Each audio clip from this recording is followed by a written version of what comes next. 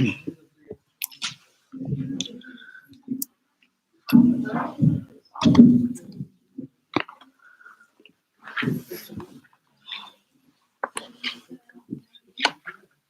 الله الرحمن الرحيم الحمد لله رب العالمين والصلاة والسلام على سيدنا محمد سيد الأولين والآخرين وحبيب رب العالمين. Let's make our intentions sincerely for the sake of Allah Tabaraka wa Ta'ala. The Prophet alayhi salatu wassalam encouraged us to progress and to advance in our religiosity. He encouraged us to progress and to increase, to get better in our religious knowledge by acquiring it and implementing it, alayhi salatu wassalam. And he did this by saying in his famous hadith, أَنَا أَعْلَمُكُمْ بِاللَّهِ. He said, I know more about Allah. I carry in my heart more knowledge about Allah than any of you. And as we know, our Prophet alayhi salatu wassalam, like all the prophets, when they speak, they do not speak out of priding their deeds or showing off, because this is a major sin. So by saying that I have more knowledge about Allah than any of you, addressing his companions, he encouraged them to make an effort into increasing their religious knowledge. And specifically, more importantly, their knowledge about Allah Tabaraka wa Ta'ala. So the knowledge of the religion, it can be called ilmuddin. Ilmuddin. Then you can branch off into the different branches of knowledge, like ilm al-tawheed. Why is ilm al-tawheed called ilm al-tawheed? What does tawheed mean? It's a root word for the verb wahada yuwahidu, which means to make one. To make one. And we believe that Allah is one. We believe Allah is one in His self. There's nothing, there is no self like the self of Allah. So Allah is the only one. Likewise, Allah is one in His attributes, meaning that the attributes attributed to Allah are exclusive to Allah.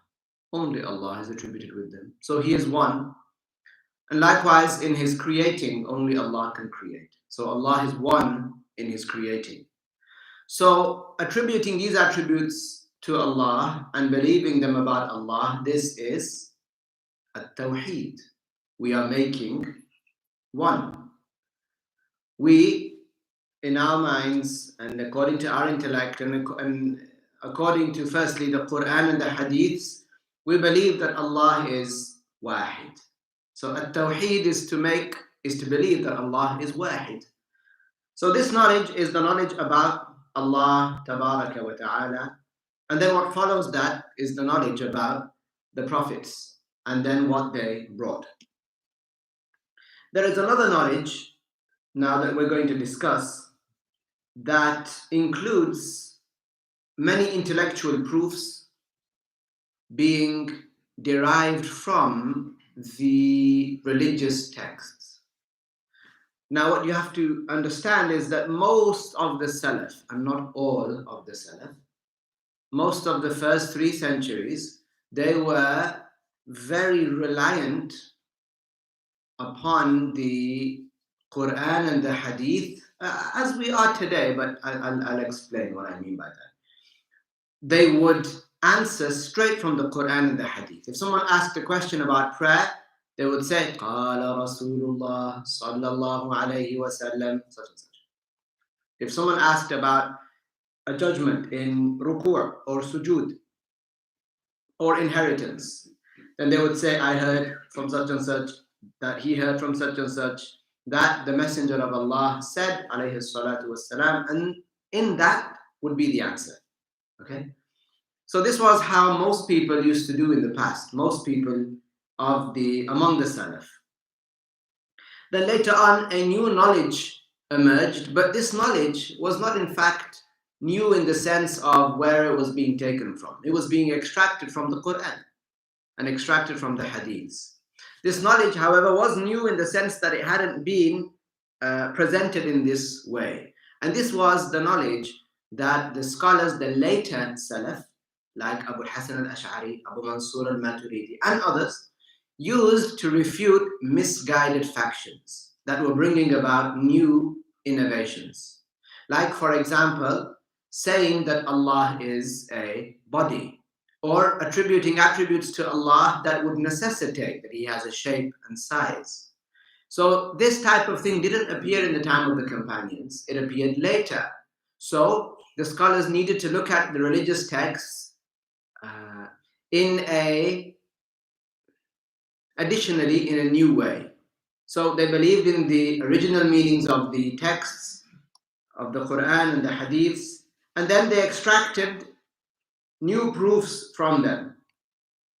So this knowledge, with its intellectual proofs and with its textual proofs that are taken from the Quran and the Hadiths, this knowledge is known as the knowledge of al-Kalam, ilmul Kalam, ilm al-Kalam. Why is it called ilmul Kalam? Because originally there was a lot of debate about the attribute of Allah, which is His Kalam. The Kalam of Allah, which we know is not a language, not a letter, and not made of sounds, whether low sounds or high-pitched sounds. This attribute of Allah doesn't have a beginning and it doesn't have an end. So when there was a lot of debate about this attribute with the Mu'tazila had said, and this is kufr to say, all of the scholars judged the Mu'tazila as non-Muslims for what they said, which I'm going to mention now. They said Allah is not attributed with Kalam. They said Allah is not attributed with this attribute of Kalam. Rather, they said Allah creates Kalam within the creation. They said Allah creates Kalam within the creation.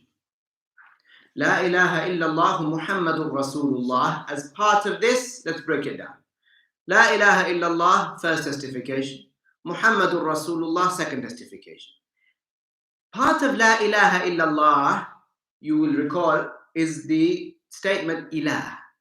There is no ilah but Allah.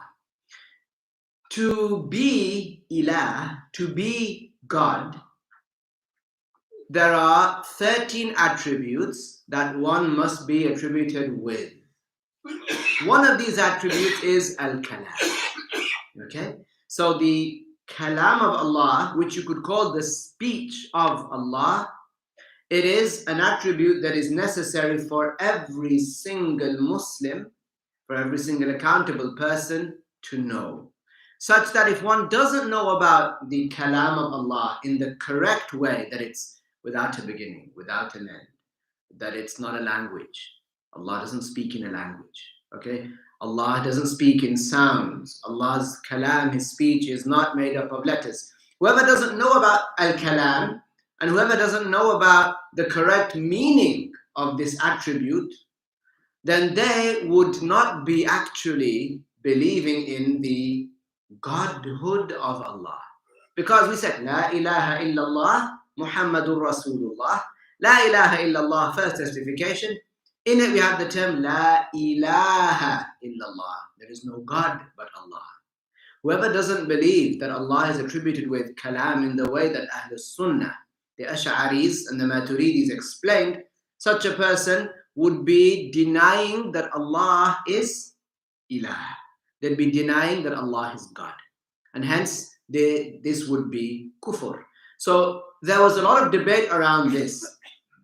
The Mujassima, the people who liken Allah to the creation, or Al-Mushabbiha, who liken Allah to the creation, they looked at this, and look at this, subhanallah. Ahlul Sunnah, the Mu'tazila, and the Mushabbiha looked at the same statements, right? They looked at the Shahada, La ilaha illallah, and they, subhanallah, those two groups, the likeners, those who liken Allah to the creation, and the Mu'tazila said things that took them out of Islam. Those who liken Allah to the creation said that Allah speaks, but like we speak.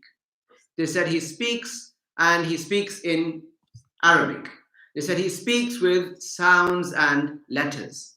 So there was a lot of debate between the people who say La ilaha illallah. There was a lot of debate between these people with regards to this issue, the attribute of al-kalam. Okay? The Mu'tazila said Allah doesn't have kalam. Rather, he creates speech in things like trees. Like they said, for example, when Musa alayhi salam went to that place where he saw a burning bush or a tree, they say that Allah created within the tree a voice. And they said this is what is meant by Allah having spoken to Musa. But this is not true. Now, the premise of the Mu'tazila was that Allah isn't attributed with kalam. They said Allah doesn't have kalam. And then when they wanted to explain the issue of Allah having spoken to Musa, they said, oh, this was because Allah created a creation in a tree. And that sound, that was attributed to Allah, and it said, well, kalam of Allah, the creation of Allah. Anyway, they denied the attribute of Allah, which is al-kalam. This is kufr. So even though they say la ilaha illallah, they are considered kuffar. Likewise, those who liken Allah to the creation, they say la ilaha illallah, Muhammadur Rasulullah, but they are also considered non-Muslims because they liken Allah to the creation by saying that Allah speaks in Arabic, that Allah spoke in Syriac, Allah spoke in Hebrew, and so on. So because the issue of al-kalam was that which all of these debates were revolving around, the knowledge that was extracted and used to defend the creed of Ahl Sunnati wal Jama'ah was then became known as ilmul kalam.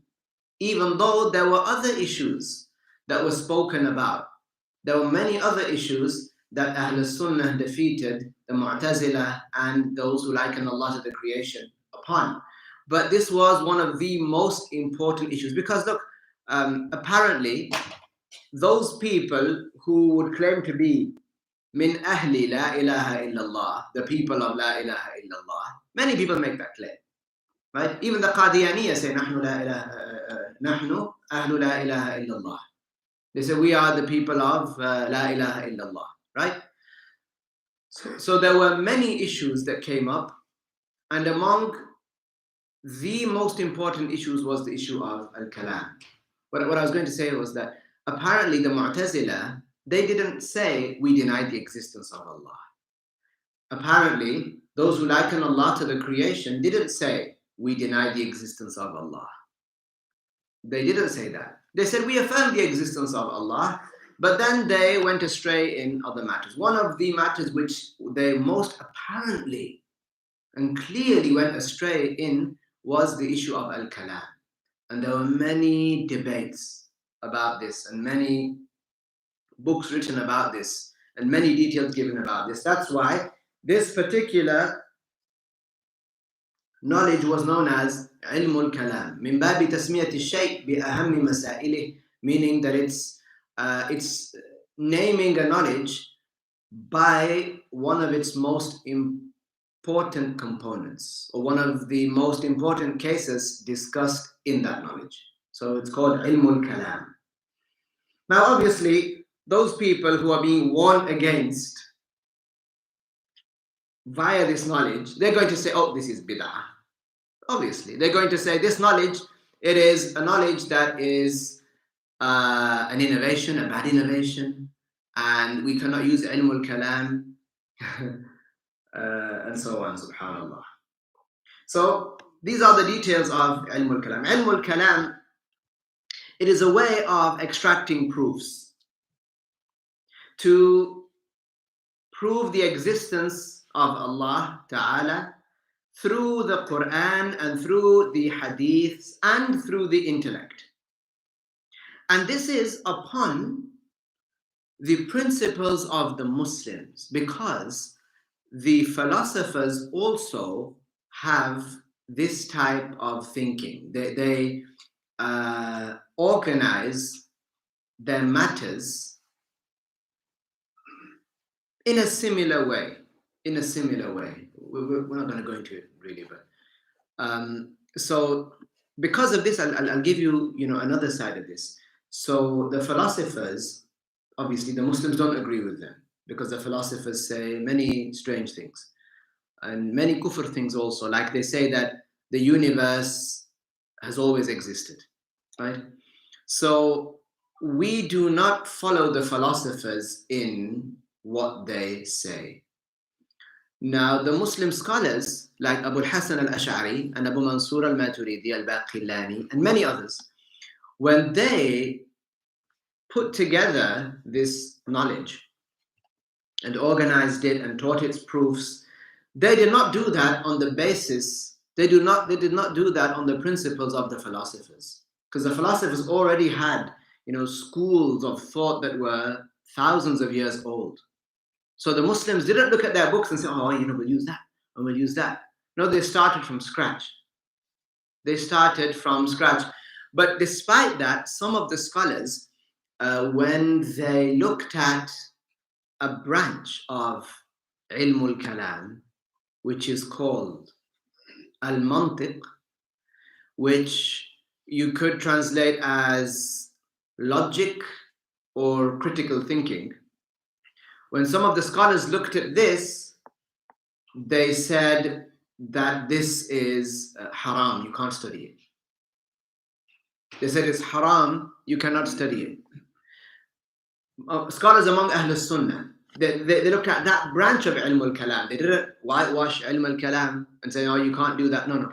This part that they thought was associated with some of the thought of the philosophers, they said you can't study that. We'd have to go into more detail about an example of something that the philosophers say that that we might use, like for example, a premise. We have one premise, we have a second premise, and we have a conclusion, right? We do that all day, even in life. We hear one thing, then we hear another thing, so this thing must add up to this thing, and together they produce a third thing. Right? This is the type of thing that the philosophers had put down. But originally that wasn't them. That's just the way humans think. Right? But then when they extrapolated and they exaggerated, they started to say things that were kufr. So anyway, some of the scholars said that ilm al-mantiq, this is not permissible. And some scholars, however, they said, no, we need to look into this more thoroughly. Ilm al-mantiq, logic, and it's not like the logic that we speak about today. We say, oh, that's logical. No, it's something more than that. Just so you don't think that, oh, some scholars said we're not allowed to think. No, it's not like that. Some scholars who looked into it more thoroughly said that if it is upon the principles of the Muslims and it is taken from the Quran and from the Hadith, and it's someone knowledgeable doing it, knowledgeable about their creed, then they said this is permissible and even fard kifaya, even a communal obligation. So this is the correct saying. So there are books in this regard, like for example, As-Sulam al-Munawraq is a famous book that is studied among the Muslims. And it is full of this. Like for example, our Shaykh, radiyallahu anhu, didn't teach this knowledge by giving it in the form of a book per se. He didn't give it like that.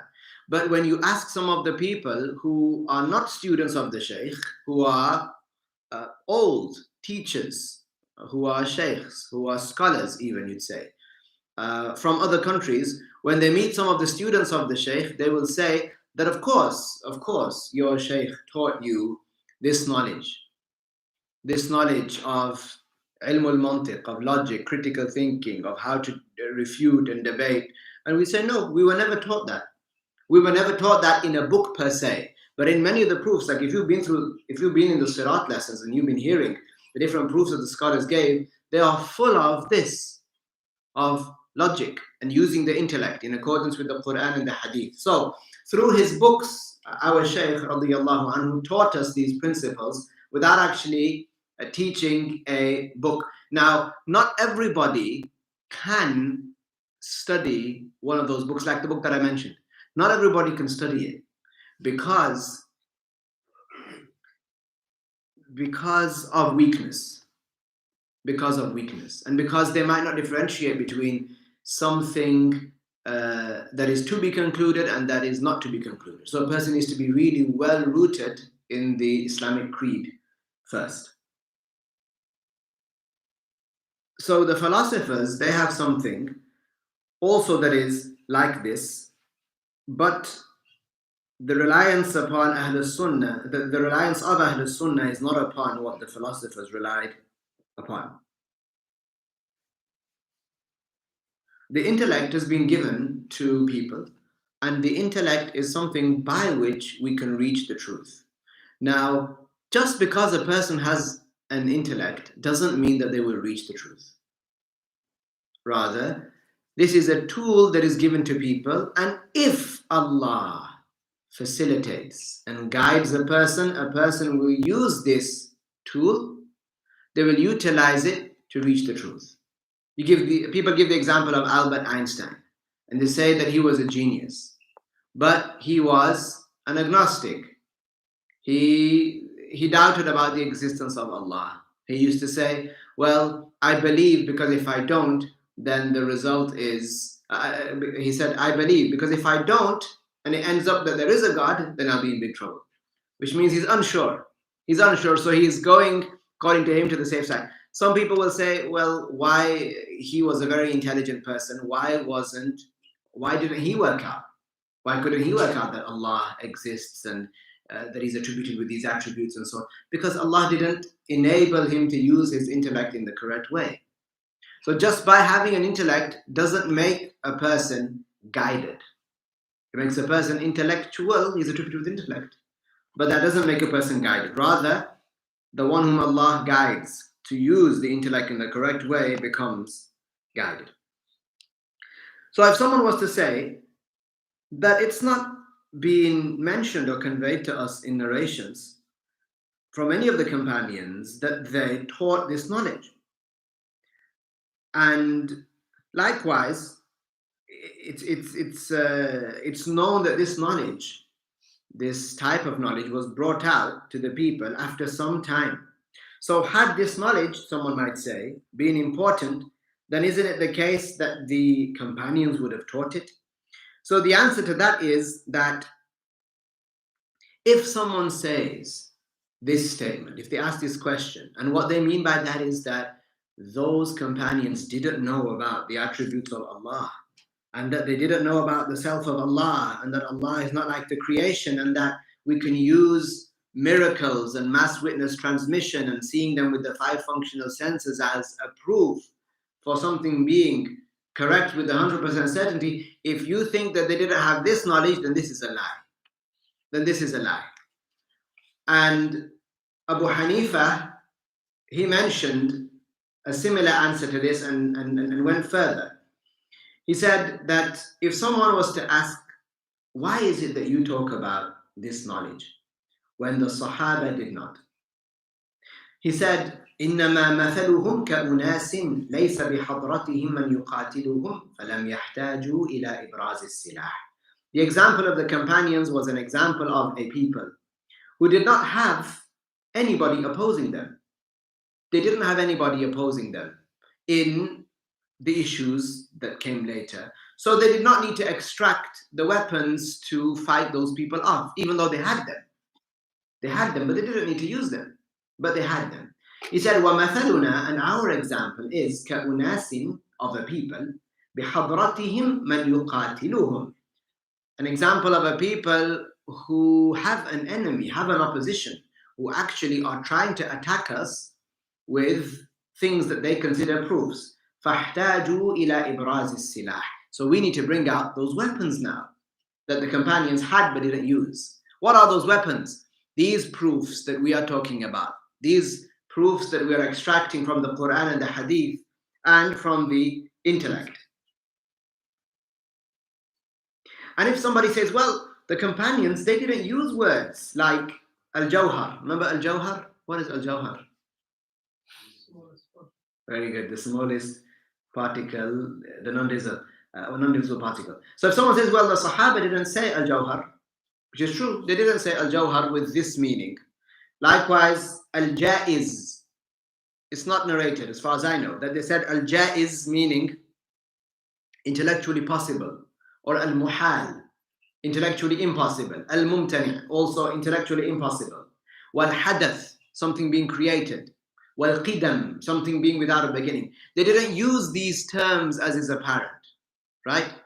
But does that mean now, and all the scholars use these terms now, the companions never said a hadith is sahih, or hasan, or mutawatir, or da'if, or mawdu', fabricated. They never used these words. They never said mashhur, someone who narrated a hadith, three people from three people from three people. They never called this mashhur. These matters were innovated later on. These matters were innovated later on to structure knowledge. That's why you have different types of knowledge. You have the knowledge of the knowledge about Allah and belief, at-tawheed, the knowledge of fiqh, the knowledge of hadith sciences, right? There are all of these matters that the scholars innovated, and well, those people that say kullu bid'atin dalalah, that every innovation is a bad innovation, where are they going to go with all of these things that were innovated by the scholars? So if somebody says, well, the companions didn't use these words, then how is it that we can use them today? Well, this does not go against the rules of the religion. This is something that I always say to people who try to argue with me about the Mawlid or bid'ah in general. They always say, oh, but the Prophet didn't do it. Well, see, that's the mistake there. The mistake there is to think that everything that the Prophet did, then, yeah, we can do that, that's true. But that everything he didn't do, we can't do. To make that assumption is incorrect. The correct question to be asking is, does this that you're doing comply with the rules that the Prophet taught? That's the question that should be asked. That's the question that should be asked. Subhanallah, you know something that really surprises me? That there are people who convert to Islam, mashallah, at the hands of some misguided people. If someone comes and says to someone, I want to embrace Islam, yeah, they say to them, say La ilaha illallah Muhammadur Rasulullah. They embrace Islam, okay? Then later on, you know, the misguided people might feed them beliefs that are misguided ones, kufr beliefs. But people to make that life change, to embrace Islam, they are very, they have very broad horizons. They are very critical in their thinking. They're very open, right? And they are very motivated and actually enthusiastic to make that change in their lives. So anything that doesn't make sense to them, what they do is they sideline it. They say, that doesn't make sense to me. I'm not going to believe in that, right? So they're very critical in this way until they find the path. So what's really sad is that sometimes when people do convert to Islam, which is good, but then unfortunately, people like the Wahhabiyya get to them. The Wahhabiyya teach them this principle, that everything that the Prophet did, that is permissible, and everything that he didn't do, then that is haram. Okay? Now, somebody who, subhanAllah, thinks about that,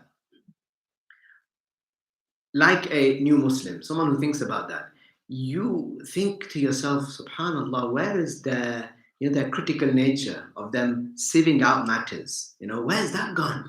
Suddenly they've embraced Islam, this is good. But then suddenly they've given them this rule which is completely impractical, and it goes against the rules of the religion also, this supposed rule that they've given.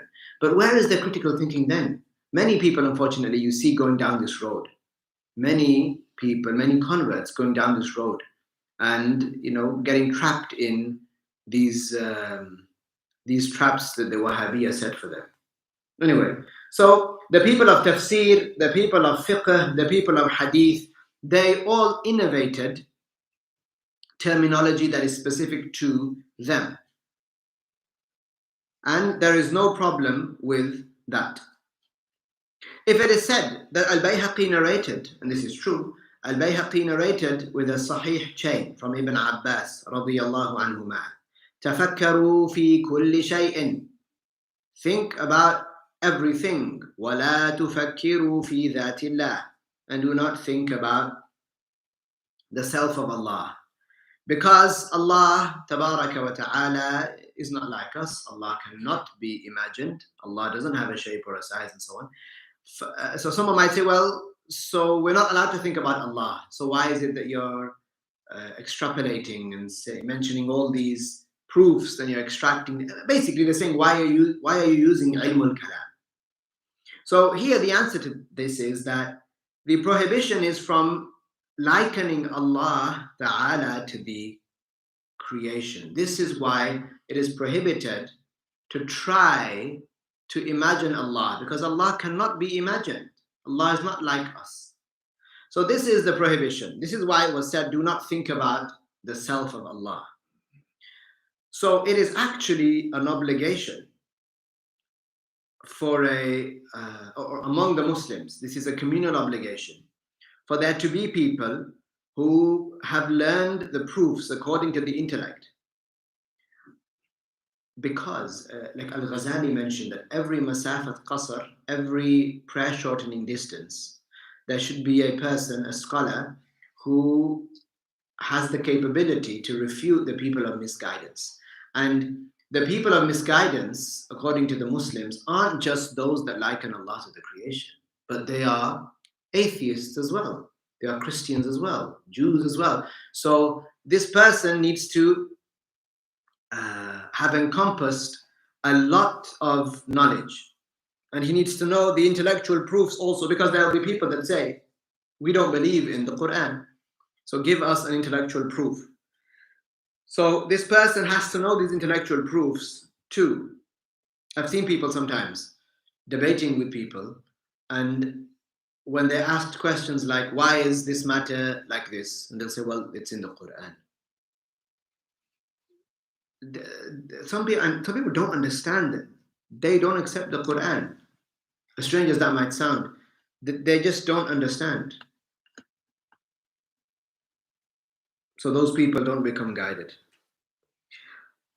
Usually the people who are against the teaching and propagation of ilm al-kalam say, Ash-Shafi'i said, لأن يلقى الله عز وجل العبد بكل ذنب ما خلا الشرك خير له من أن يلقاه بشيء من هذه الأهواء. They say Shafi'i said that for a person to be judged on the Day of Judgment without having committed kufr, for him to have committed every sin is better than him coming on the Day of Judgment while having engaged in the knowledge of Kalam. Did Shafi'i say this? Yes, he did. Shafi'i did say this. But when he said al-kalam, he said his exact words were min hadhihi al-ahwa. Min hadhihi al-ahwa. These whimsical ideas, these whims, these awham, these delusions. They do, the Wahhabiyya today do narrate something where they say that Shafi'i said that it's better for a person to bring every sin on the Day of Judgment rather than, or instead of, ilm al-kalam. These words, ilm al-kalam, this hasn't been narrated. It's not, it's been narrated, but it's not been confirmed that Shafi'i said. What has been confirmed that Shafi'i said is that if a person commits every sin except kufr and brings it on the Day of Judgment, this is better for him than to bring al-ahwa, whims. Okay. Now, what Shafi'i meant by this was because at his time he debated Mu'tazila. He debated and refuted Mu'tazila, and he said he mentioned to one of them that you are a kafir and so on. So when a Shafi'i was refuting this kalam, whatever it was, it means the kalam of the people of misguidance. The way that they think, the principles that they use to try to prove what they say. Otherwise, a Shafi'i used ilm al-kalam. Why would a Shafi'i say you can't use ilm al-kalam and then he's seen using ilm al-kalam? That doesn't make sense. That doesn't make sense.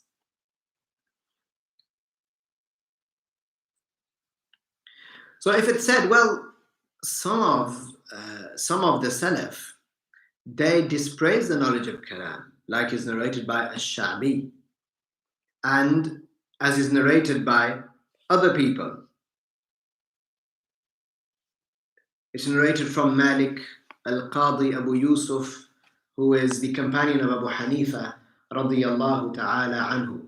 Well, the answer to that is that Al-Bayhaqi said, إنما يريدون والله أعلم بالكلام كلام أهل البدع. What they meant by al-kalam, so this was a generic statement, al-kalam. Al-kalam is good, some might say, al-kalam is bad.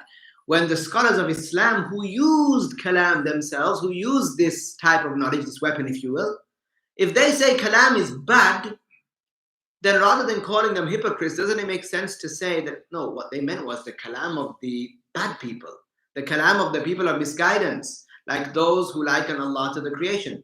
Their use of these tools for their evil, this is bad, right? Like you have a person, he uses grapes to make grape juice and he drinks it. Fair enough.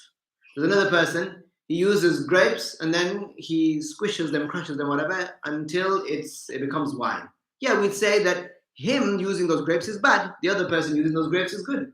So it depends on the type of kalam we're talking about.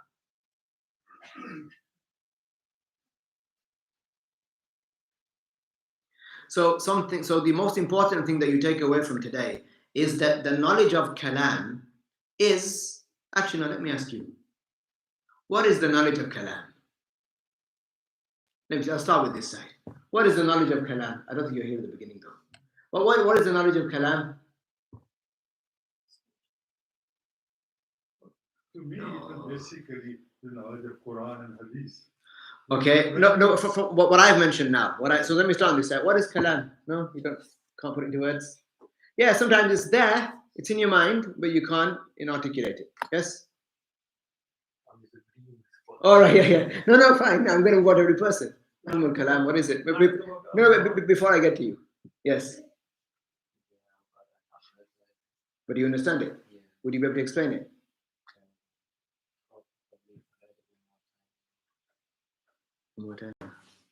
Yes. Knowledge directly about Allah, about the way. Good. Yeah.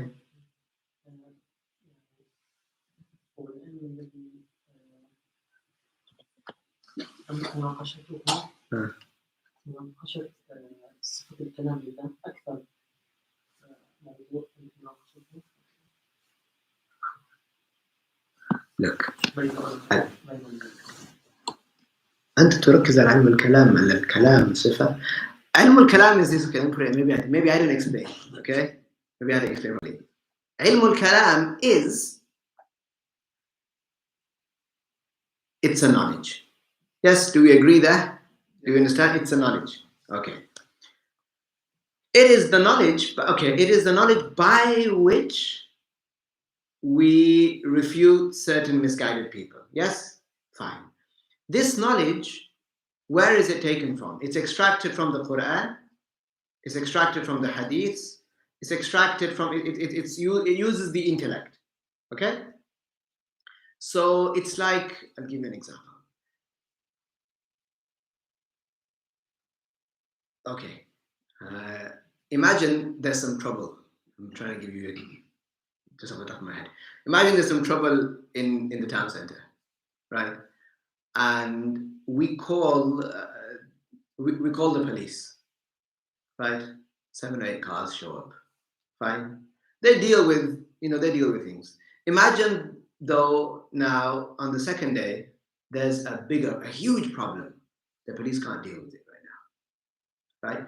They have, it is within the capacity to go and try to,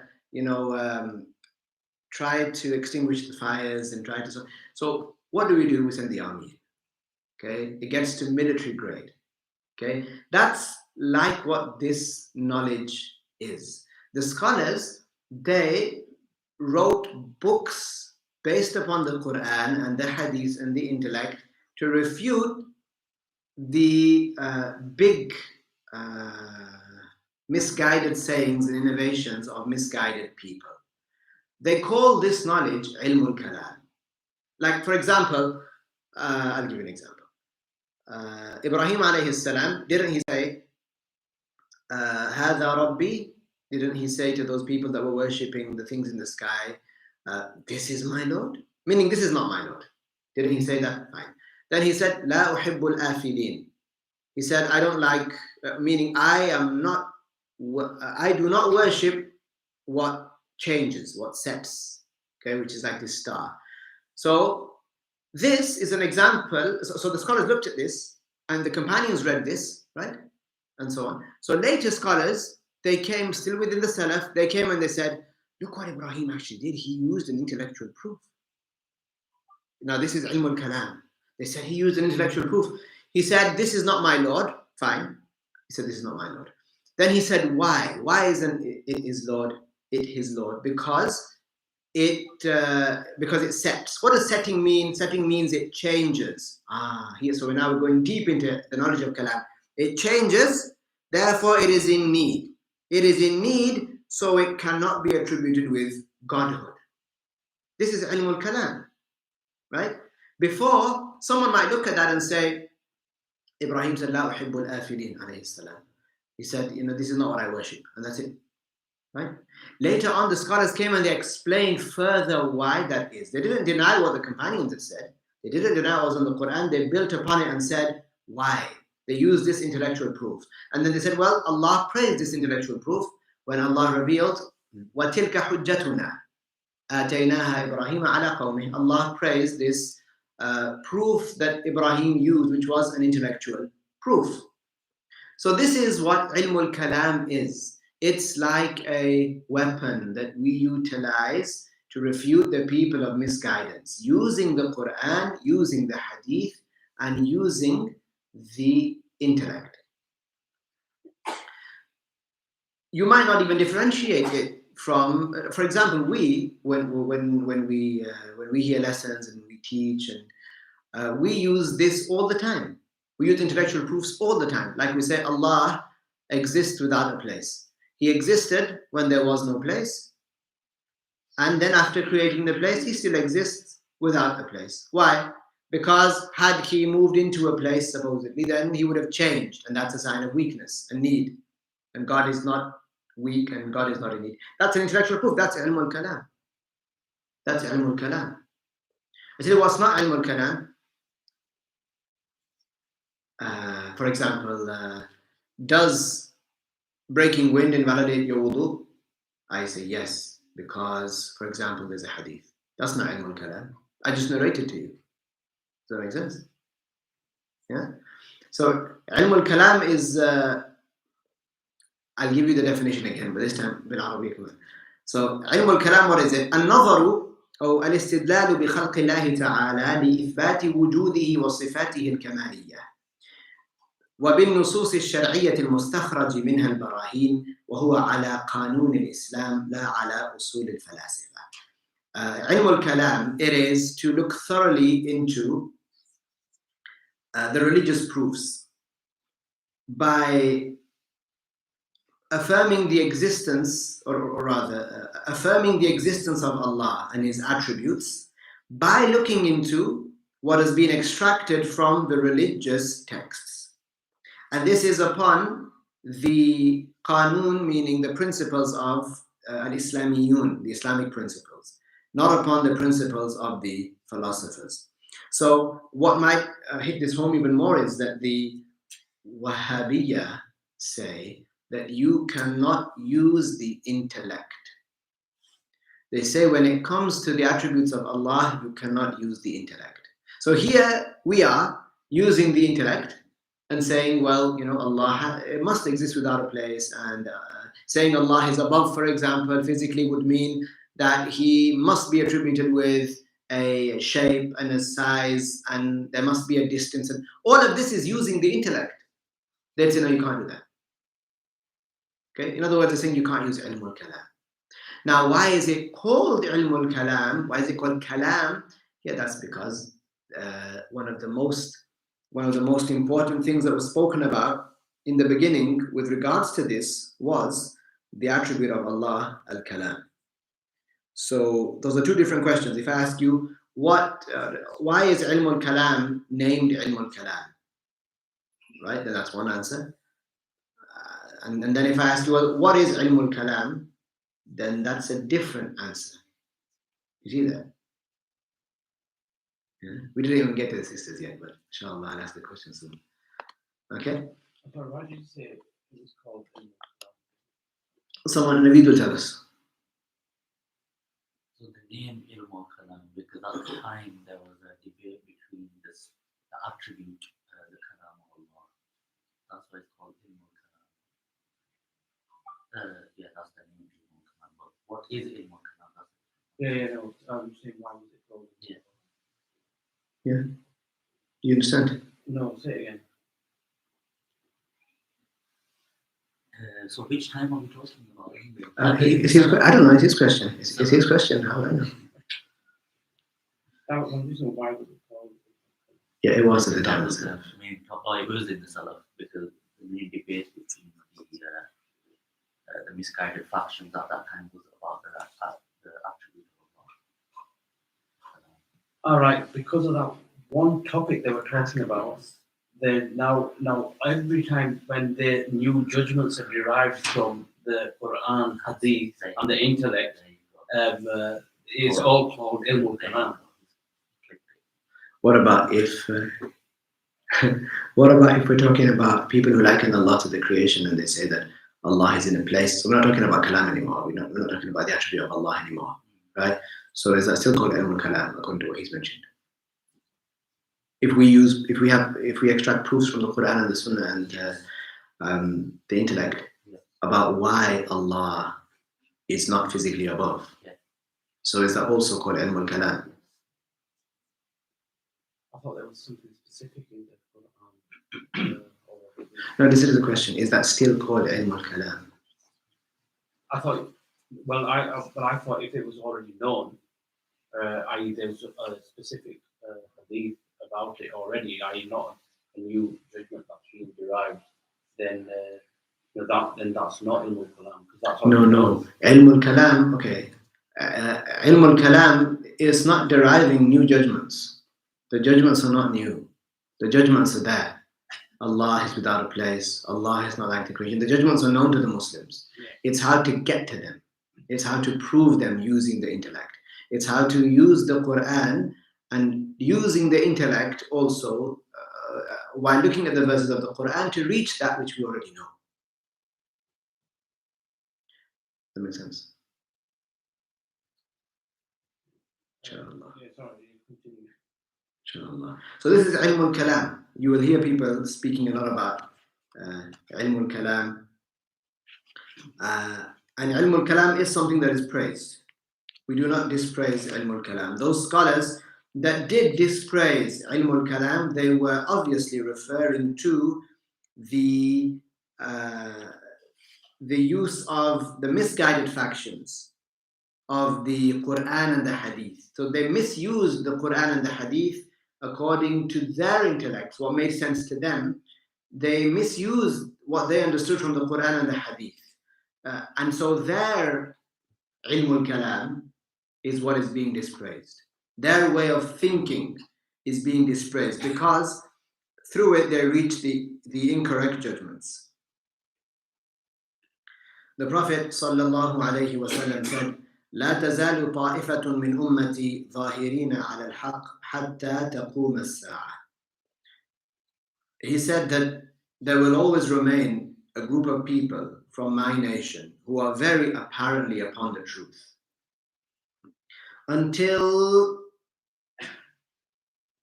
and in some narrations, حتى يأتي أمر الله, until the wind blows, until the wind that comes and takes the souls of the Muslims comes.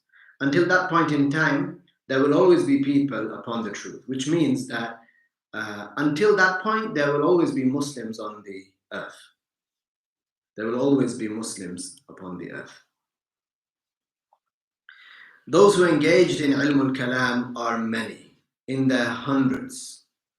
So by denying the permissibility of ilm al-kalam, it's in essence the use of the intellect. By denying the permissibility of the use of the intellect, they are actually sidelining hundreds and hundreds and hundreds of scholars. The least of them, or not the least of them, or let's say, to mention a few, Ibn Hajar al-Asqalani, al-Hafiz al-Nawawi, Taqiyuddin al-Subki, al-Ghazali, al-Qushayri, al-Iraqi, al-Suyuti. We could go on and on and on. These are just some giants among the scholars who use the intellect. They obviously use, and even it sounds crazy to say, to imagine if someone was sitting here and they'd never heard of this issue, and we told them, yeah, we're allowed to use the intellect. You'd be like, of course you are. Yeah, we're allowed to make sense. Of course you are. Well, what would somebody who's never heard of people denying the use of the intellect, how they react to that?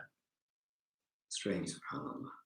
Anyway, so that is ilm al-kalam, inshallah. I hope we all benefited from that. So ilm al-kalam is good. If somebody hears about a scholar having dispraised ilm al-kalam, then the answer is what? That this is the use of the misguided factions of ilm al-kalam. This is the use of the misguided factions of the intellect to try to prove their misguidances to be true. That's what that means. Otherwise, Shafi'i, he used ilm al-kalam himself. He used the intellect himself to derive judgments from the Quran and the Hadiths with regards to the attributes of Allah Tabaraka wa Ta'ala. Okay? If everything is clear, if there are no questions, we'll stop here. Are there any questions? No.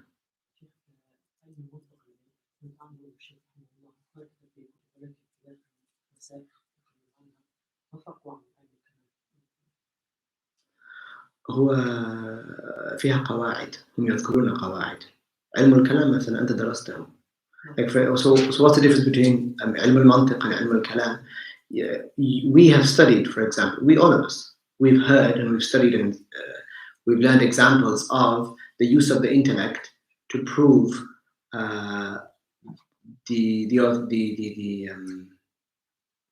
to prove that Allah Ta'ala can be attributed with an eternal and everlasting kalam, for example, right? So you've heard these proofs, but you haven't sat down to learn rules about that, actual rules, and to learn actual rules of debating. Okay, but there are some more things, that there are some more things that are involved in ilm al-mantiq.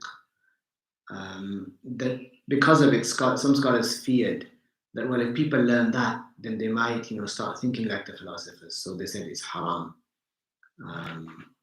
But it's not just ilm al-kalam. It's a little bit more than that. It's like a whole way of thinking.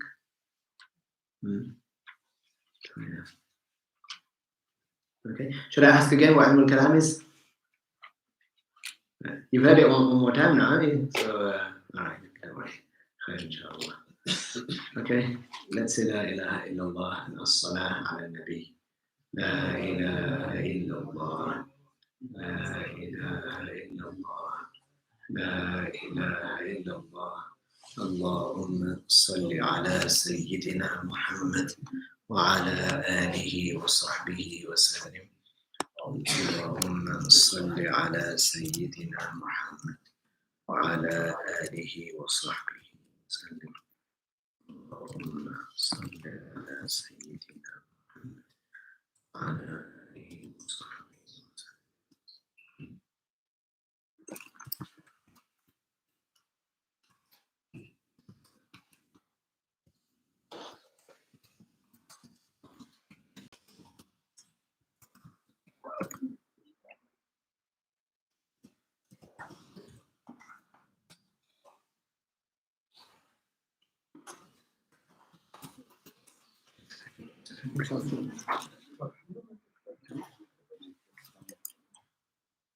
Walaikum assalam. How are you doing?